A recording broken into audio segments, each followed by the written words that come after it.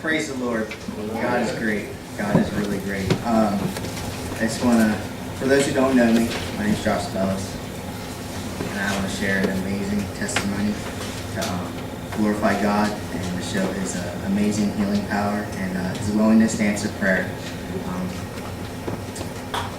My wife, she's in the back with our daughter, Rebecca Joy, as most of you know. She's actually 4 months today. And scar-free. But,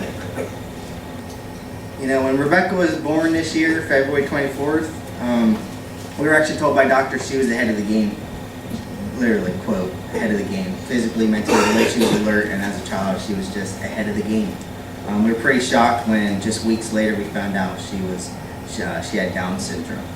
And it seemed like when we found out she had Down syndrome, the floodgates of illness and sickness just came over her. Everything you could possibly imagine. Scary things, seizures, just one thing after another, things just started happening to our little child. And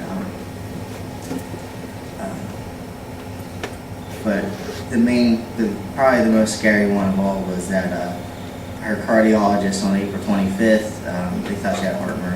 They checked it out, and her patent ductus arteriosus was open 50%. Basically, the way I can describe it, if you don't know, it's like a heart valve in the baby's heart, where when they're first born, with their first breath or within the first couple of days, it's supposed to seal closed.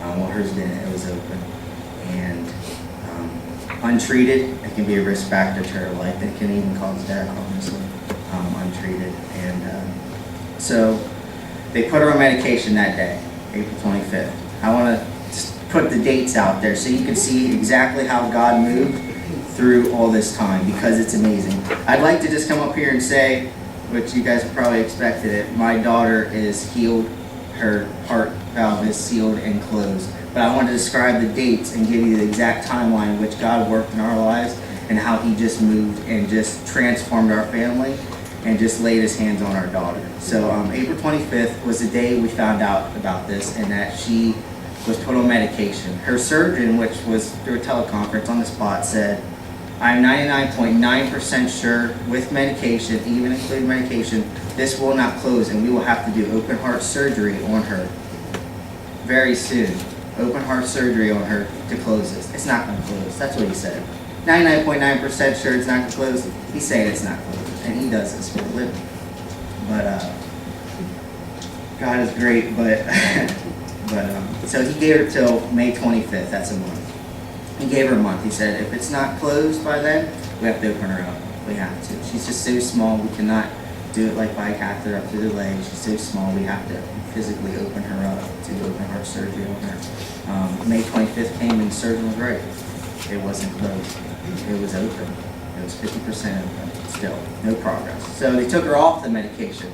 That's a key point there. They took her off the medication. She's no longer on the medication at all from this point on. They scheduled it immediately because it was open. They deemed it necessary enough that May 29th was going to be the surgery, the open heart surgery. So we didn't have any days. That was it. So to our surprise, we're packing up our bags. The bags are packed. I get home from work, and Danae tells me, "You never believe what happened. Our surgeon was in a boating accident, and they're going to have to postpone this heart surgery."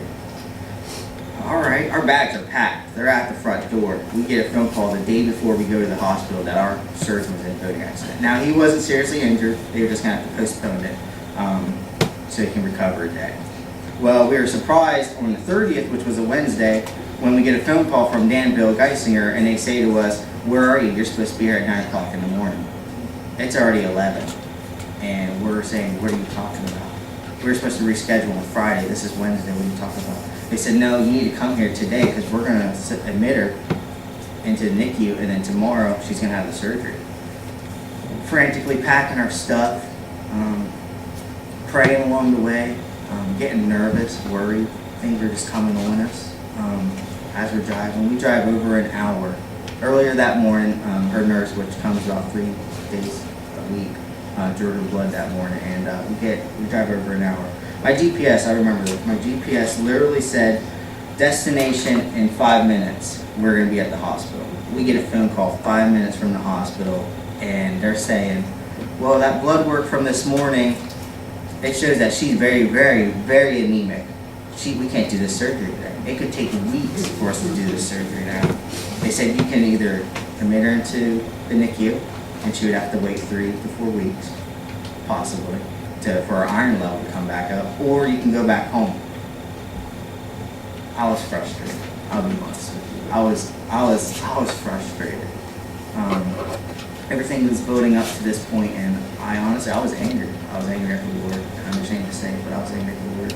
I could not see His plan at all.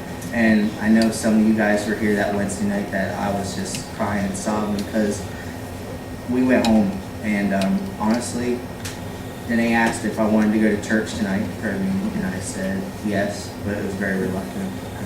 Honestly, I didn't want to go. In the back of my mind, I was saying, I don't know why this happened. I actually pulled over into a parking lot in a closed store, and I was just saying out loud, Danae's in the back seat with Rebecca, I'm just saying out loud, God, why are you doing this to our child? Why are you doing this to our little tiny baby? I don't understand it. Just out loud, just talking out loud, just being frustrated and angry. So I drive home, and I'm trying to get right with the Lord, and I'm praying along the way, and it's like, okay, I've admitted to Him that I am wrong, but at the same time, in the back of my mind, I'm still not understanding what's going on and why this is happening. So we get home, and we're sitting on the couch today, flips on the TV, and I say, put a sermon on. We DVR like Charles Stanley, John Hagin things, and we watch it from time to time. And I told her, put a sermon on. I don't care which one, just choose one. I just need to get right with the Lord. And she chooses Charles Stanley, just random, clicks down, whoop, just picks one. Right away, the title of the sermon pops up. Victory over anger. I'm getting goosebumps thinking about it right now because it was amazing. Victory over anger, and it was directed right at me. I was mad, and everything was gone. The Lord showed me right there in that point that He was with me this entire time, that He was in total control, and that He was going to be with us no matter what happens. If Rebecca, at that point, I said, I'm done. I said, God, it's your will completely. I said, by this point, I've been saying that, this whole time. God, it's your will. But at this point now, it's changed. It's different. It's saying, God, if you even have to take her home with you over this surgery, or whatever it means, she's yours. I'm giving her up to you. And that's hard to do. I don't know if anyone's done that for their child in a situation like that, but that is so hard to do. To just give your daughter up fully and say, if you have to take her from me, that your will be done anyways. But I felt pretty good after that, getting that all from my chest, and all this weight just came off of me, and it was God's plan now. I was trying to stay faithful with the Lord, but it was God's plan officially now. So I came to prayer night that night, and I was breaking down. I was crying back out over here. I was crying and I was sobbing, and we were praying, and that was a great service. That was a great prayer meeting, and I was praying over. But after that,